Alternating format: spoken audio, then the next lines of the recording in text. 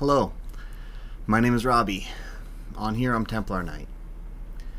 Every person who believes in God but doesn't attend a church has a story why. But it's said that whenever two or more gather in God's name, that He's there. So this is church. Welcome. I'm glad you're here. I know we planned on ending the series after 16 lessons, after 4 months of building these cars, building this faith. But I still have one more lesson to give. So, despite my best efforts to move on, I'm not ready to move on yet. So tonight, I want to talk to you about commitment. About asking people to give their lives to Christ and why I haven't as much as I should. I have two main reasons. The first one is peer pressure. For those of you who know me outside of these Bible studies, I'm very good at withstanding peer pressure on things that I've already decided to stand up against. And I am very bad at succumbing to peer pressure on things that don't really matter. If you want proof, try and pressure me into playing a video game with you sometimes. It's very easy to do, whether I want to or not.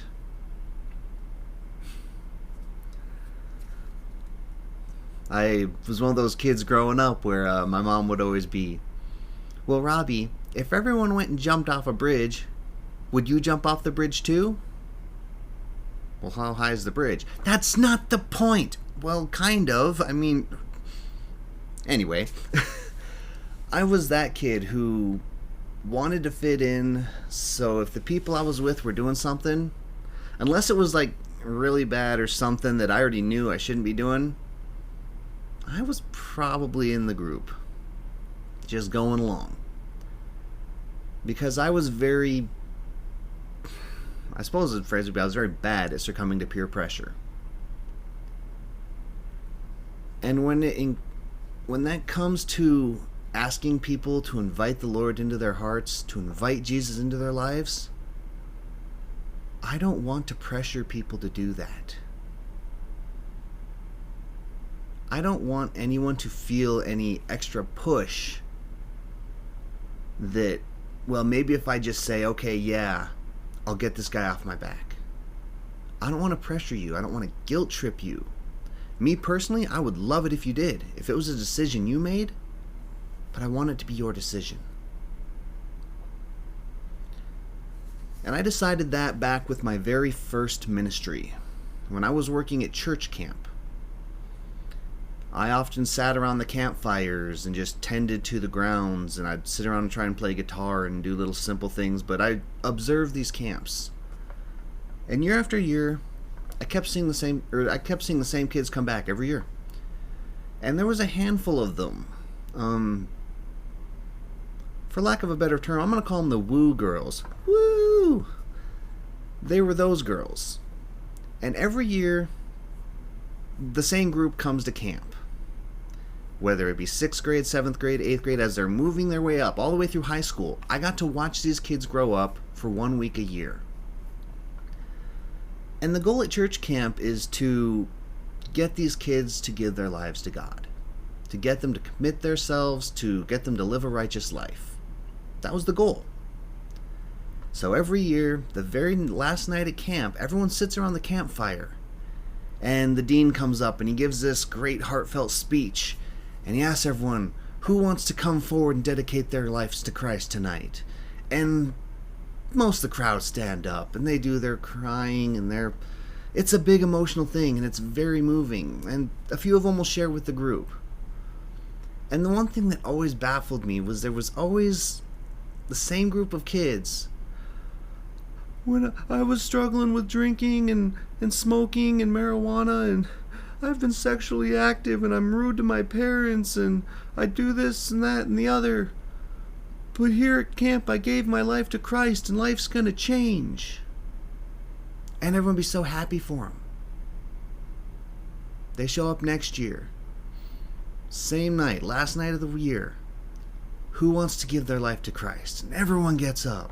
And the same kids come forward. I've been drinking, and I've been smoking weed, and I've been doing this and that and the other, and it's all going to change because I'm going to give my life to Christ this week at camp, and everything's going to be better now. And the next year. And the next year. And I began to see a pattern. Because at church camp, it's easy to be a Christian. You are surrounded by fellow Christians in an atmosphere where everything is positive and about building you up and making you strong and trust and joy and happiness. There's no alcohol at church camp. There's no people trying to pass you a blunt at church camp. Your parents aren't there to argue with you at church camp. So it's easy to be a Christian there. And so many people were willing to give their lives to Christ at church camp. But what happened when they got home and they were back in their lives, in their world, with all of the sin and temptation there? It wasn't church camp. So that's why I don't ever want to pressure people into making a commitment they're not ready for.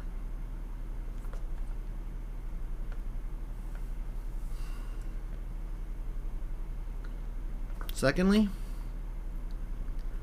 I don't want your faith to be an impulse buy.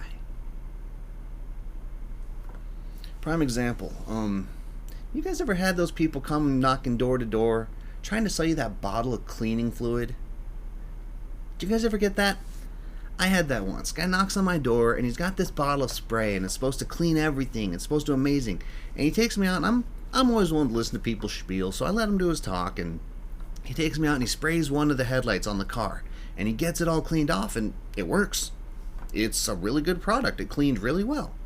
And the one headlight was clean and not the other. But that's part of his sales gimmick.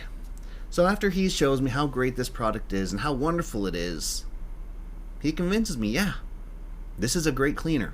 I want it. It's only $30. A little more than I plan on spending on cleaning fluid, but okay. So I bought the bottle, and he went on to the next person. And I now had this $30 bottle of cleaning fluid that I used to first clean the other headlights because, dick, but I had this bottle of overexpensive but really good cleaning fluid. And I was okay with it. I didn't feel bad. But that was a $30 impulse buy. I had no intention on buying cleaning fluid that night. But I did, and I was okay with it. It was an impulse buy. But what would happen if someone knocked on my door and he says, hey, I work for the local Mercedes dealership, and I was wondering if I could talk you into buying a car. Not just any car, Mercedes. Nice high-end piece of machine. Would you be willing to listen to me talk about this? Now, I'm sure you all can figure out why there are no door-to-door car salesmen. Because buying a car is a big deal. That is a major investment. That's not something you do on an impulse. Some people do. It's not something you should do on an impulse.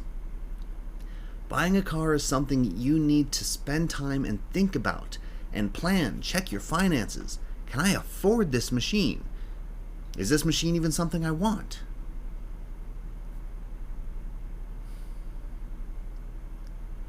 I don't sell cars like that. I don't sell faith like that.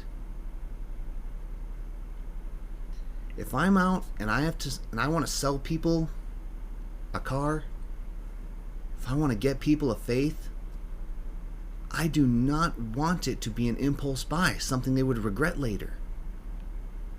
What I want to do is I want to show them this car.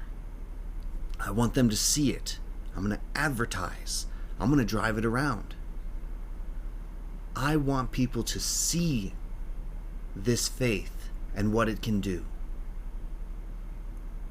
And then when they're ready, they're going to come to the dealership, because that's where I'm going to be. If I'm truly selling these cars, I'm going to have a place where they can come to, and then we can discuss it. We can sit down and discuss their options, talk about financing. What is it going to cost you to get this faith, to get this car? We're going to make a few phone calls. You're going to think about it for a while. You're probably going to have thought about it for several weeks, long before you even decide to come to the dealership and look at the lot to see what we've got available for you.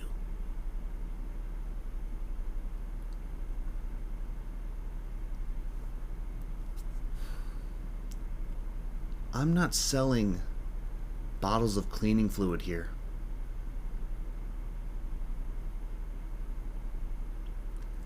I want your faith to be a Mercedes.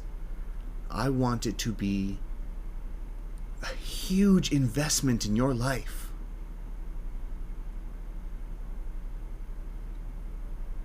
And so I'm not here knocking on people's doors. I'm coming to this stream every Sunday night at the same time, and I'm advertising. I'm telling you what faith can be like. I'm telling you what God can do. And I'm telling you that you can have it.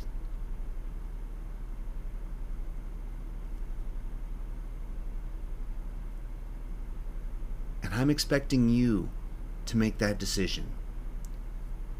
I'm expecting God to weigh on your heart when it's time and say, you know, you need to go to the dealership. You need to talk to this guy about inviting the Lord into your heart, because it's time. You're ready. You've looked. You've decided this is something you want in your life. And you're going to make that step, because I can't make it for you. I'm not going to be the guy who comes knocking on everyone's door. Hey, you ready to give your life to Christ? No, I'm not going to do it.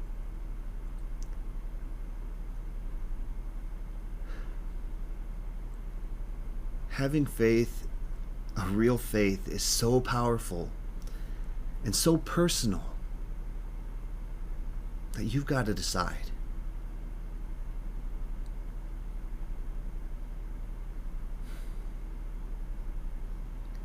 And when you decide it's time,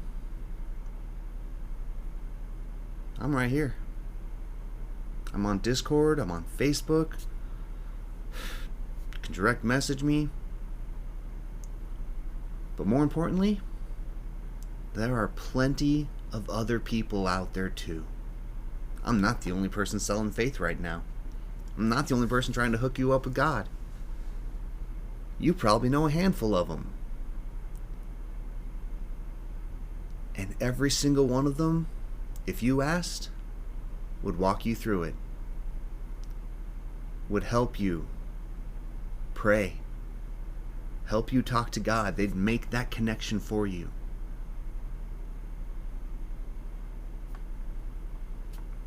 Any of us would.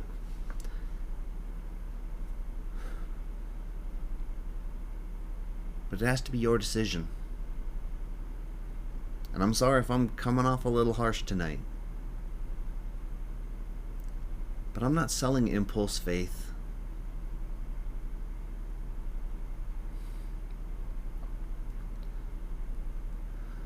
I'm selling something real. I want you to have a true connection with the Lord. I want it to be something you were ready for. Something that you prepared for. The last thing you want to do is bring home this Mercedes and find out there's no room in the garage. Because I will admit, there is a price. Living by faith is not free. Now that's a little confusing. Sorry, let me elaborate on that. God loves you for free. He gives you that freely. He will always love you. Jesus will come into your life for free. All you have to do is ask. Ask Him to forgive you for your sins, accept that He died for you, and ask Him into your life. When I say that there's a cost, I don't mean like that car payment where you got to pay $650 a month or however much it would be. There is a price because as a man who lives by his faith, the price I must pay is that I got to watch my mouth. I have to obey the laws.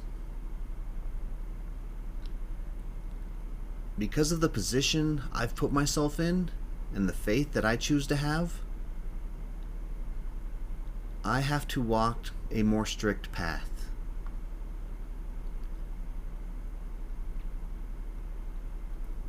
Because what would you guys do if I were to stream one day and you were to show up? It's not a church stream, but I was there playing some video game that's just deplorable. Just a bad game. And I'm swearing up a storm and I'm doing bad things. That's not me living by my faith.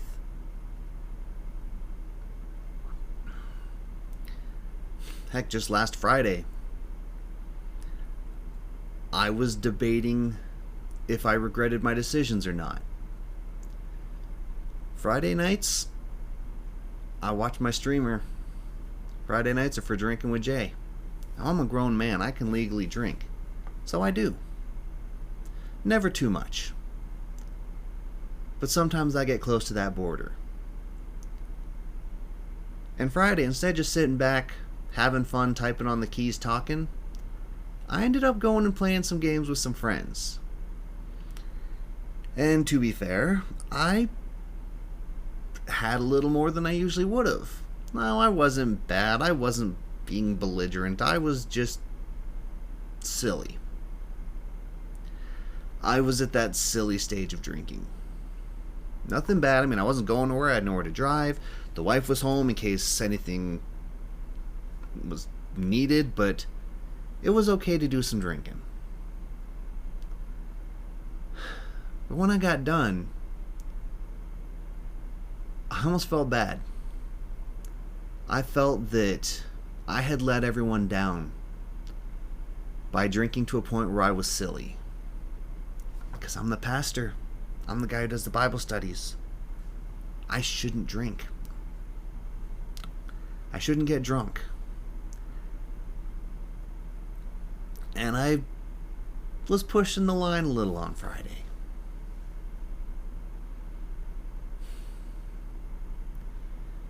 And that's part of the price I have to pay.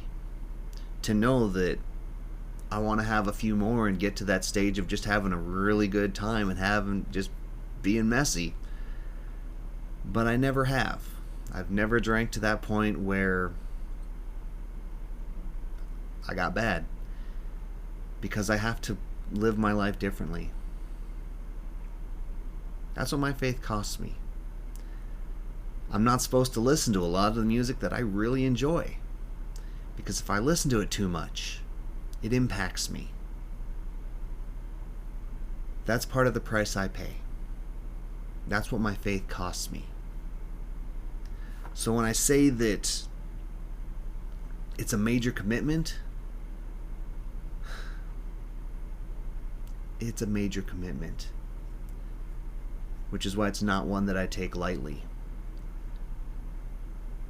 When I come here to tell people about how much God loves them, I'm not doing it because I want a bunch of people say, hey, yeah, we give our lives to Christ, cool, and be done with it, and then I never worry about it again. The people whose faith I have impacted, I'm involved, and I care.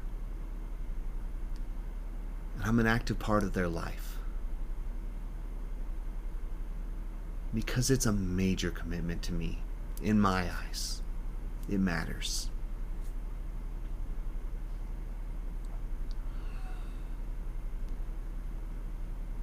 So one day, maybe one day soon, maybe one day down the road, maybe one day 3 or 4 months ago, you're going to make that decision. You are going to decide that you are ready to invite the Lord into your heart. You're going to decide that you're ready to live by faith. And I'm going to be here to help. But you've got to make that step.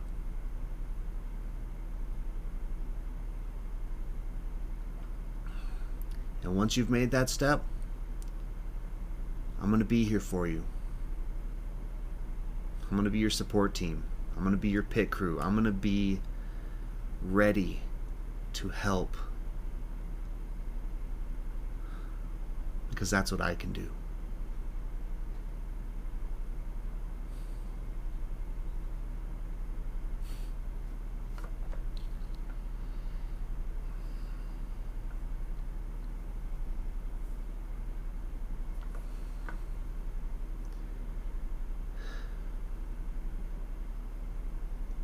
Deep down inside, I know at the end of a good lesson like that, you ask, you say, who's ready to give their lives to Jesus? But I'm not going to.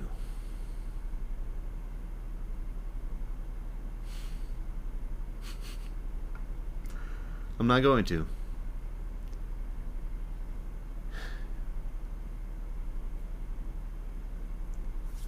If you feel like you're ready to make that commitment, I want you to contact me later on this week. Not today, not right now. Because right now we're at church camp. It is easy to feel close to God when you're at church camp. But I want you to think it over. I want you to go back to your real life. I want you to spend a few days thinking about it. And if tonight made sense to you and you decide, yeah, I do want that. I understand what this faith is about and I want it. Hit me up later. That's such a horrible thing to say. As a pastor, that's a huge red flag, but contact me in a few days. I want you to think about it. I want you to weigh it through for a while. I want you to be serious about it. When you're finally ready to invite the Lord into your life, to live a life in service to Him, I don't want it to be an impulse purchase. I don't want you to be peer pressured into it. I want you to take the first step.